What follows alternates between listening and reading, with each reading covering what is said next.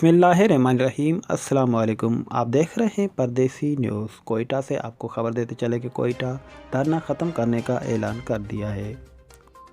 कोयटा से आपको खबर देते चलें कि कोयटा धरना ख़त्म करने का ऐलान, शोहदा की तदफीन सुबह 10 बजे की जाएगी।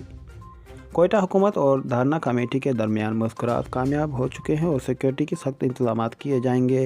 हज़ारा कब्रिस्तान में तदफीन की जाएगी। कोयटा से आपको खबर देते चलें कि तदफीन सुबह 10 बजे हज़ारा कब्रिस्तान में की जाएगी।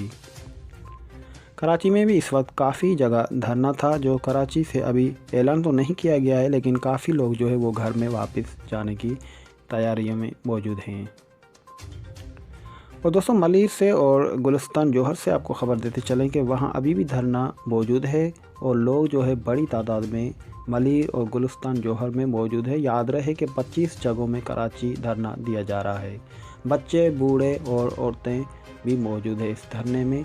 और याद रहे कि मलिर और गुलिस्तान जौहर में अभी भी लोग मौजूद हैं, वहाँ धरना ख़त्म नहीं किया जाएगा, नहीं किया गया। जैसे ही वो ऐलान होगा और कन्फर्म होगा तो वहाँ कराची में भी धरना ख़त्म किया जाएगा।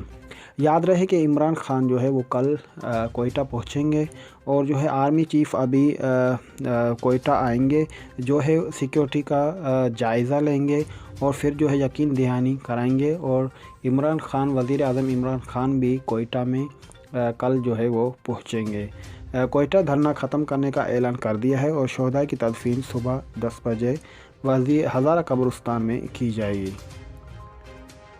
और कराची में अभी भी मलिर में और गुलिस्तान जौहर में धरना जो है वो मौजूद है, लोग मौजूद है काफ़ी तादाद में। थोड़ी देर के बाद ऐलान किया जाएगा और कराची में भी जो है वो धरना ख़त्म किया जाएगा।